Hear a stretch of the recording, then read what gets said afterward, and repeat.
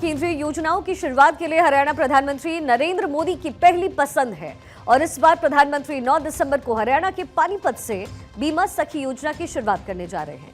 तकरीबन 9 साल पहले प्रधानमंत्री ने 22 जनवरी 2015 को पानीपत से ही बेटी बचाओ बेटी पढ़ाओ योजना की शुरुआत की और इन सालों के दौरान आधा दर्जन केंद्रीय योजनाओं की शुरुआत राज्य के अलग अलग जिलों से केंद्र सरकार कर चुकी है। बेटी बचाओ बेटी पढ़ाओ योजना से राज्य के लिंग अनुपात में काफी ज्यादा सुधार हुआ है। लिंग अनुपात क्या कहता है? पानीपत से जब योजना की शुरुआत हुई थी उस समय राज्य का लिंग अनुपात 837 यानी 837 था, जो कि अब बढ़ करके 923 तक पहुंच चुका है। प्रदेश सरकार राज्य के लिंग अनुपात को 1000 लड़कों पर 950 लड़कियों की जन्म तक पहुंचाना चाहती है और इसके लिए हरियाणा की सीमाओं से सटे राज्यों में छापेमारी अभियान में तेजी लाई जाने लग गई है। 9 दिसंबर को ही प्रधानमंत्री 65 एकड़ में बने 400 करोड़ की लागत वाले करनाल के महाराणा प्रताप बागवानी विश्वविद्यालय के मुख्य कैंपस का शिलान्यास करेंगे। करनाल के सांसद के रूप में केंद्रीय मंत्री मनोहर लाल और मुख्यमंत्री नायब सिंह सैनी ने 2 दिन पहले ही प्रधानमंत्री के पानीपत दौरे की व्यवस्थाओं का जायजा भी लिया। 9 दिसंबर को देश के यशस्वी प्रधानमंत्री आदरणीय नरेंद्र मोदी जी पानीपत की ऐतिहासिक भूमि से हमारी जीवन बीमा निगम द्वारा प्रायोजित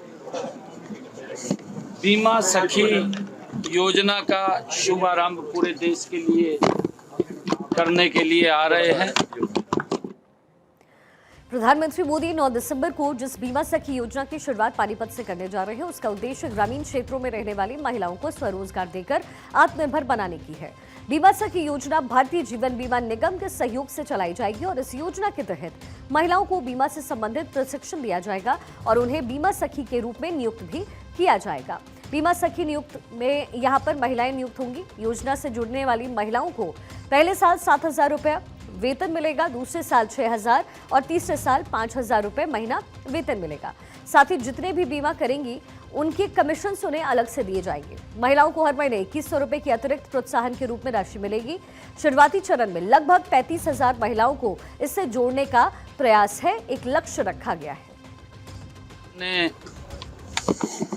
महिलाओं को पानीपत की उस भूमि के ऊपर आमंत्रित किया है। आदरणीय प्रधानमंत्री जी का जोरदार स्वागत हम करेंगे ताकि पूरे देश के लिए एक बड़ी योजना का शुभारंभ यहाँ से होगा। हमारे लिए बड़े गर्व की बात है और उसको लेकर के हमने पूरा चर्चा की है ताकि संख्या की दृष्टि से, व्यवस्थाओं की दृष्टि से ये जो योजना है वो खास तौर पर ग्रामीण इलाकों में बीमा जागरूकता बढ़ाने और महिलाओं को आत्मनिर्भर बनाने के उद्देश्य से चलाया जा रहा है।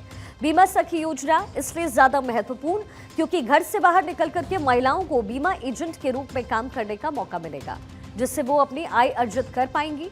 महिलाओं को आत्मनिर्भर बनाने और वित्तीय सशक्तिकरण के लिए ये योजना मददगार साबित होगी। 18 से 50 वर्ष की महिलाएं आवेदन कर पाएंगी।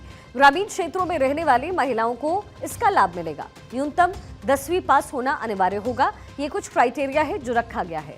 बीमा सखी योजना से जुड़ने के लिए महिलाओं के पास क्या कुछ दस्तावेज होने जरूरी हैं, क्या इंपॉर्टेंट है, ये भी बता देते हैं।